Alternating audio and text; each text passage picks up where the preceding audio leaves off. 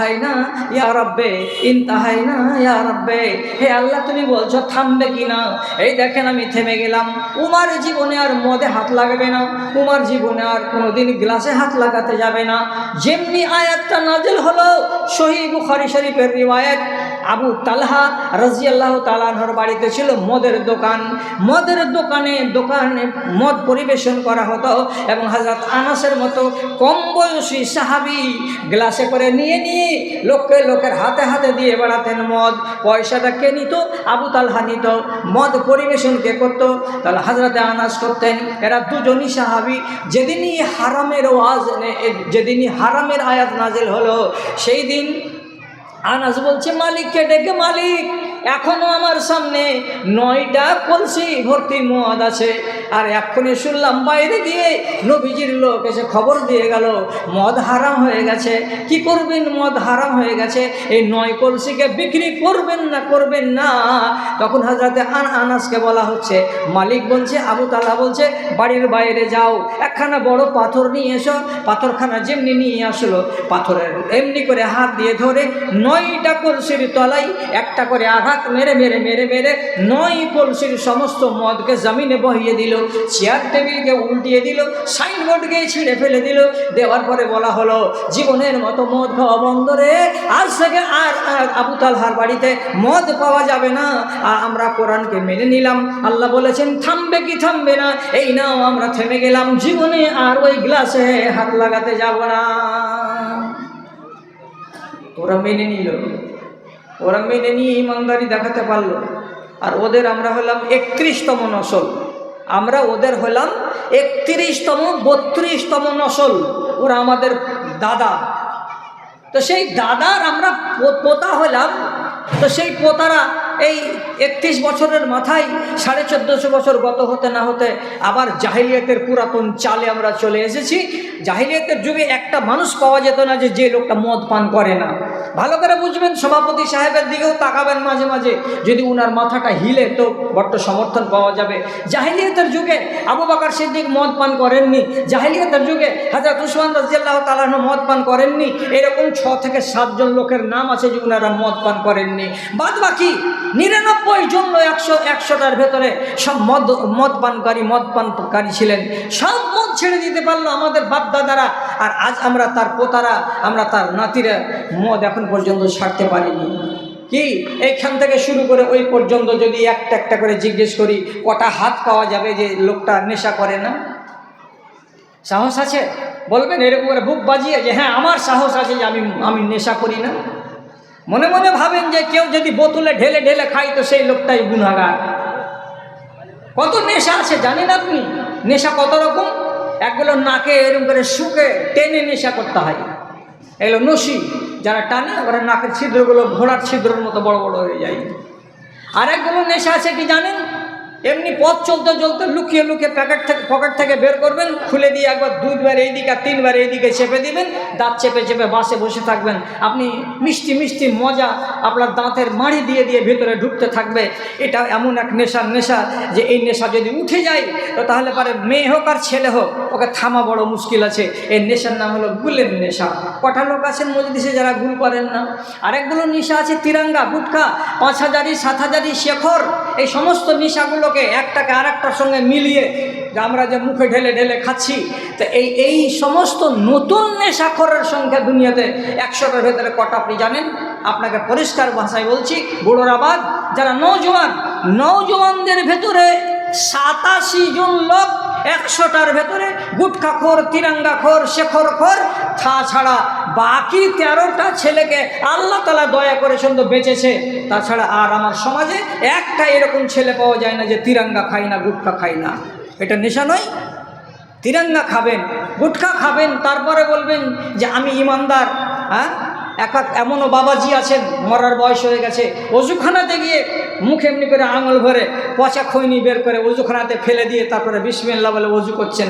আপনার মুখে যে হারাম জিনিসটা 8 ঘন্টা ধরে ছিল, আপনার মুখের অবস্থাটা কি আপনি জানেন? আপনি বলতে পারবেন? এখান থেকে সুগন্ধি বেরোয় না দুর্গন্ধ বেরোয়? আপনি তো ওযু করার পরে এমনি করে নামাজে দাঁড়িয়ে বলবেন আলহামদুলিল্লাহ রাব্বিল আলামিন, আপনার কথাগুলো তো রেকর্ড করবে আল্লাহর ফেরেশতা।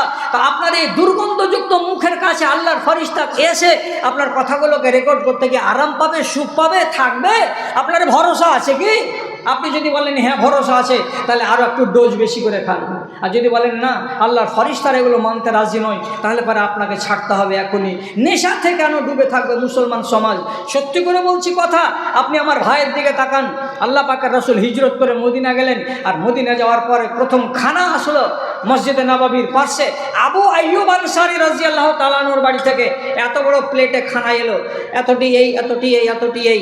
রাসূলুল্লাহ আগ্রহ সহকারে খানাগুলো খাবেন বলে এমনি করে একটা লোকমা হাতে নিলেন, নেওয়ার পরে মুখে দিতে যাচ্ছেন, মুখে পুরার আগেই লোকমাটাকে আবার প্লেটের উপরে রেখে দিলেন। দেওয়ার পরে আবু আইয়ুব আনসারীকে বলছেন, আবু আইয়ুব খানাটা নিয়ে যাও, আমি এই খানা খাবো না বাবা। তিনি তাজ্জব বনে গিয়ে বলছেন, রাসূল এত মেহনত করে আমার স্ত্রী আপনার জন্য খানা বানালেন, আর আপনি খানা খাবেন না? শব্দ একারত গেল আমার মেহনত, কেন খাবেন না আপনি? আল্লাহ পাকের রাসূল শুধু জবাব করলেন, এই খানাগুলোতে কাঁচা পেঁয়াজের গন্ধ আছে, এই খানাগুলোতে কাঁচা রসুনের গন্ধ আছে। কাঁচা পেঁয়াজ কাঁচা রসুন আমি খাই না। কেন? ফাইন্নি ওনাজি মানলা তোনাজি, আমি এমন এক সত্তার সঙ্গে কথা বলি যে সত্তার সঙ্গে তোমরা কথা বলো না। তার মানে তিনি হলেন জিবরিল আমিন, আল্লাহর ফেরেশতা। আল্লাহর ফেরেশতা এত নাজুক, এত নাজুক যে আমি যদি পেঁয়াজ খেয়ে আর আমি যদি রসুন খেয়ে থাকি, আর আমার সাথে যদি ফেরেশতা কথা বলেন, তাহলে তার জানে কষ্ট হবে, আর আমি আল্লাহর ফেরেশতাকে কষ্ট দিতে চাই না। তার জন্য এই কাঁচা পেঁয়াজ এবং রসুনযুক্ত খাবার আমি খাবো না, তুমি এখান থেকে নিয়ে যাও। কাঁচা পেঁয়াজের গন্ধ পর্যন্ত ফেরেশতা শুঁকতে পারবেন না, রাসূলুল্লাহ খানা ফিরিয়ে দিলেন। এবার আবু আইয়ুব আনসারী কি বলছেন, আপনার কাছে জিবরিল আসে বলে আপনি ঘুরিয়ে দিলেন, আমার কাছে তো জিবরিল আসে না, আমি বাড়ি নিয়ে যাব যে সব খানাটিকে সামটিয়ে নিতে পারি। কিন্তু রসুলকে সামনে করে স্পষ্ট ভাষায় বলছেন, রাসূল ইন্নি হারামতু আলা নাফসি মা হারামতা আলাইকা ওয়া ইন্নী কারাহতু হাযা মা কারাহতা, আমি আজ থেকে আমার নিজের জানের উপরে ওটাকেও হারাম করে নিলাম, যে জিনিসটাকে আপনি আপনার উপরে হারাম করে নিয়েছেন। আমি ওই জিনিসটাকে ঘেন্না মনে করব আজ থেকে, যে জিনিসটাকে আপনি নিজে ঘেন্না মনে করেন। তার মানে আমি জীবনে কোনো দিন কাঁচা পেঁয়াজে মুখ লাগাবো না, কাঁচা রসুন আমি মুখ লাগাতে যাব না, আপনাকে আমি এতটাই ভালোবাসি। তাহলে কাঁচা পেঁয়াজের গন্ধের ব্যাপারে যদি এতগুলো কথা থাকে, তা আপনার খৈনির ব্যাপারে কি কথা আছে হাদিসে আর কোরআনে, ওইটা আপনাকে জানতে হবে না? যদি আপনি না ছাড়েন, আপনার জন্য একটা ভালো খবর আছে। ভালো খবর কেমন? ভালো হবে মন্দ হবে আপনি পরে বিচার করবেন। কিয়ামতের দিন তো এরা ছটফট করবে, আল্লাহ কিছু মালের ব্যবস্থা করে দেন না, মাল না হলে তো থাকা যাবে না। তা আল্লাহ বলছেন তোমাদের জাহান্নামে মালের ব্যবস্থা করা হবে। কোথা থেকে মালটা আসবে? হাদিসে বলছেন নবীজি, ইউসকা মিন নাহরিল গুতাতে, ইউসকা মিন নাহরিল গুতাতে ইয়া গাউতাতে, জাহান্নামের ভেতরে একটা নহর তৈরি হবে, তার নাম হলো গাউতা। গাউতা নামের নহর থেকে লম্বা কাঠের মাথায়, বাঁশের মাথায় বাসনকে বেঁধে দিয়ে তাতে করে ওই নহরের পানিকে তুলে এনে এক একজন জাহান্নামী মদখোরকে দেওয়া হবে। এক একজন জাহান্নামী মদখোর ওটাকে পান করবে। গাউতা নহরের পানিটা কেমন?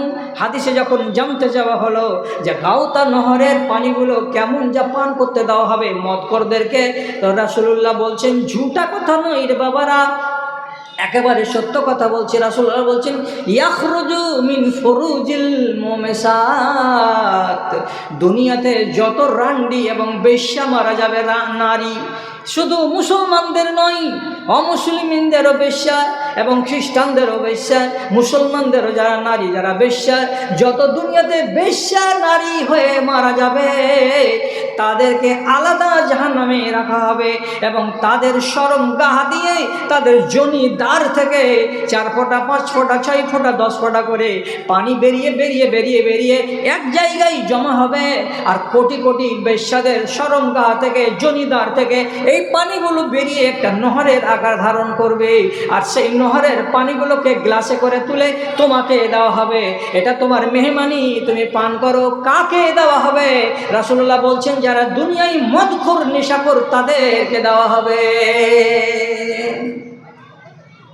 আপনি ব্যভিচারের ওয়াজ শুনেন, আপনি মদ খাওয়ার ওয়াজ শুনেননি, আপনি নমাজ ছেড়ে দেওয়ার ওয়াজ শুনেননি, সবই ওয়াজ শুনেছেন। তো তারপরেও যদি সমাজের এই হাল থাকে তো তাহলে আমি ওয়াজটা কাকে শোনাবো? মদখোর বসে থাকবে তাকে আমি ওয়াজ শোনাবো, সুদখোর বসে থাকবে তাকে আমি ওয়াজ শোনাবো, ঘুষখোর বসে থাকবে তাকে আমি ওয়াজ শোনাবো।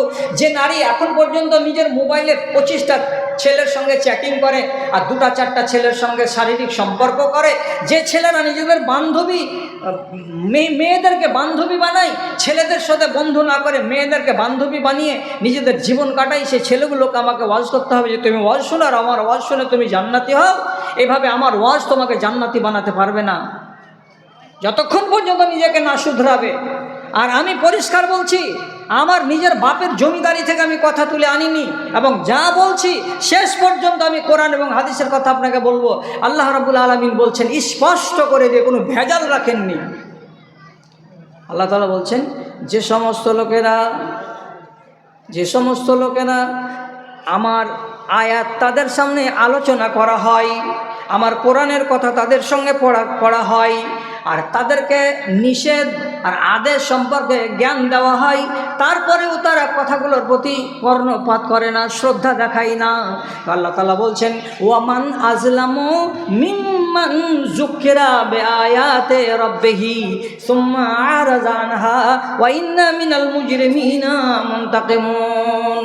তোমার সামনে কোরআনের কথা হলো, তোমার সামনে হাদিসের কথা হলো, তোমাকে অনেক নসিহত দেওয়া হলো, নসিহতকে তুমি পাত্তা দিলে না, গায়ে মাখলে না, তুমি ইনকার করে চলে গেলে, তো তোমার চাইতে বড় জালিম আর দুনিয়াতে কে হতে পারে?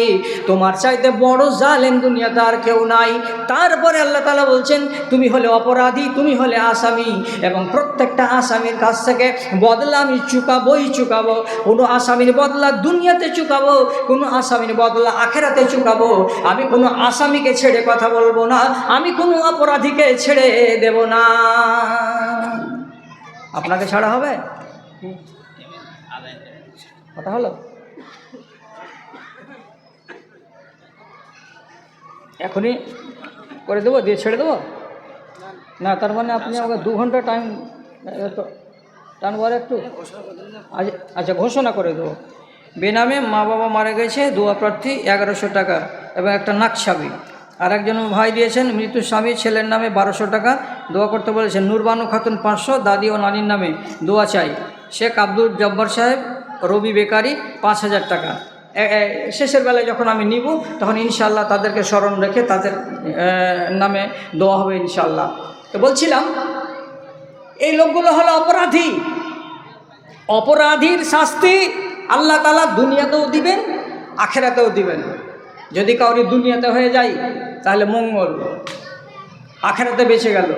আর যদি আল্লাহ রাব্বুল আলামিন তাকে দুনিয়াতে সাজা না দেন তাহলে পারে আখেরাতে জমা থেকে গেল, দুনিয়ার শাস্তি হলো না, আখেরাতে জমা আপনাকে নিতেই হবে। যারা অপরাধ করবে তাদেরকে ছেড়ে কথা বলেননি আল্লাহ রাব্বুল আলামিন। অপরাধীকে সাজা দেবেন, দিয়েছেন, এবং আল্লাহর এটা নীতি। কটা নিবেন? কটা বলতে হবে? আল্লাহর একটা আদেশমূলক আইনকে ভাঙবেন, আপনি অপরাধী হবেন। আল্লাহর একটা নিষেধমূলক আইনকে ভাঙবেন, আপনি অপরাধী হবেন। কথা বুঝতে চেষ্টা করুন, কারা কারা অপরাধী হয়। আল্লাহর আইন হলো 2 রকম কোরআন মাজিদে। একগুলোকে বলা হয় আরবি ভাষাতে আওয়ামির, আর একগুলোকে বলা হয় আরবি ভাষাতে নাওয়াহি। বাংলাতে একগুলোকে বলা হয় আদেশমূলক আইন, আর একগুলো আইনকে বলা হয় নিষেধমূলক আইন। দুগুলোই আইনকে আমাকে মেনে ইমানদার হতে হবে। আপনি আদেশমূলক আইন মানবেন, নিষেধমূলক আইনকে যদি না মানেন আপনি আসামি হবেন। আপনি নিষেধমূলক আইনকে মানেন কিন্তু আদেশমূলক আইনকে আপনি মানেন না, তাহলে আপনি আসামি হবেন। 4টা 5টা 6টা নয়, একটা আইনকে যদি আপনি না মানেন, আপনি একটা আইনকে না মানার কারণেও আপনি আসামি হবেন। এটা পরিষ্কার দলিল দিয়ে কথা বলছি আপনাকে। বেশি সময় আপনাদের মূল্যবান আমি নেব না। আমি কম সময়ের ভেতরে কথা বলে আপনাদের কাছ থেকে আমি চলে যাব ইনশাআল্লাহ। একটা কথা বলি শুধু, দাদারা ভাইরা, আপনারা তো বেলডাঙ্গা এলাকার সজাগ ইনসান, আপনাদের তো ভালো বুদ্ধি আছে। আমি একটা কথা বলি শুধু, দিয়ে আপনাকে জিজ্ঞেস করছি। আল্লাহ রাব্বুল আলামিন কোরআন মাজিদে বলছেন, সকল ফেরেশতারা তোমরা আদমকে সিজদা করো, কিন্তু ইবলিস সাজদা করলো না। ইবলিসের কপালে কি জুটলো? জুতা, ঝাঁটা, লানত। আজ পর্যন্ত জুতা পড়ছে কি করে? কোরআন পড়তে গেলে প্রথমে কি বলতে হবে? আউযু বিল্লাহি মিনাশ শাইতানির রাজিম।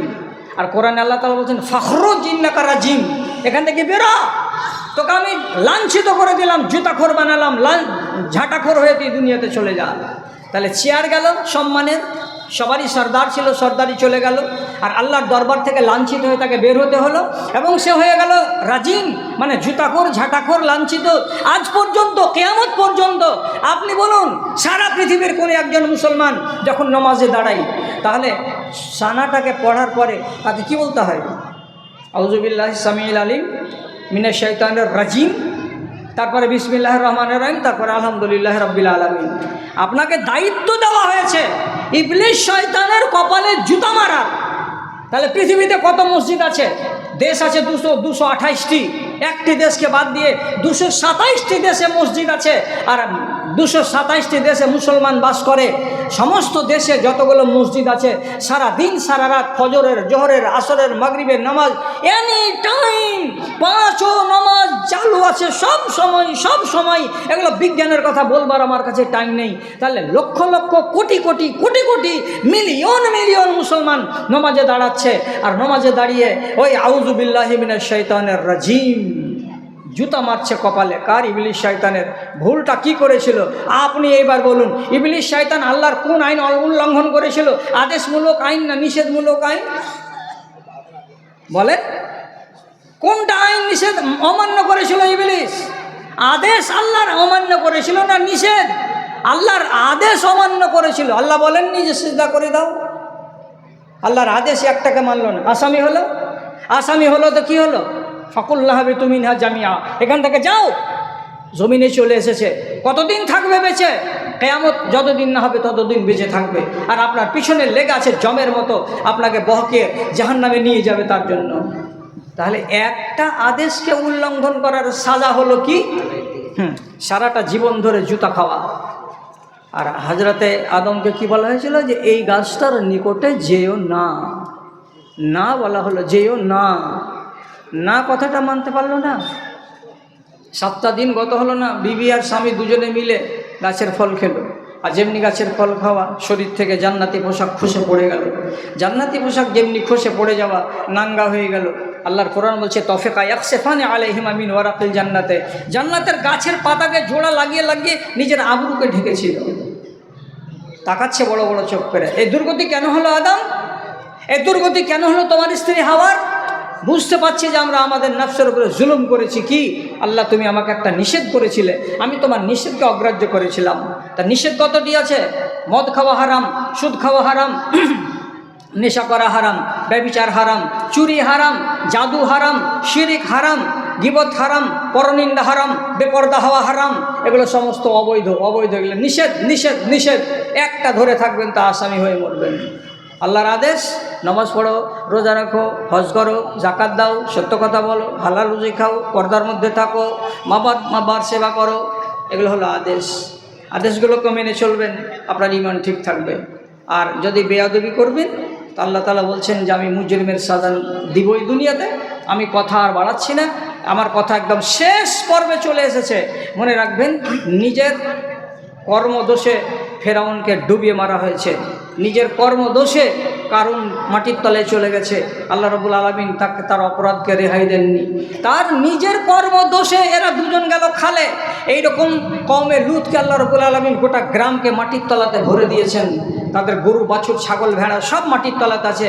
সেটা আছে সিরিয়ার মাটিতে একটা শহরে আছে, জর্ডন শহরের কাছে আছে, মাটির তলায় গেছে তাদের কুকর্মের কারণে, তারা আসামি হয়েছিল বলে। আবুল আহাবের মৌত খুব খারাপ মৌত হয়েছিল। আবুল আহাব 3 দিন মরার পরে বাইরে ছিল, তাকে দাফন করার লোক মিলছিল না, তার নিজের ছেলেরা বাড়ি ছেড়ে চলে গেছিল তাকে দাফন করবে না বলে। এত সাংঘাতিক রোগ দিয়ে আল্লাহ রাব্বুল আলামিন তাকে মেরেছিলেন। কেন? এই জন্য যে সে ছিল বৃহত্তর আসামি, অপরাধী। এমন অপরাধীকে রব্বুল আলামিন বলছেন, ইচ্ছা করলে দুনিয়াতে সাজা দিতে পারি, ইচ্ছা করলে তোমাকে আখিরাতে তো সাজা দিতে পারি, আমি দিবই। কোনো অপরাধীকে ছাড়া হবে না।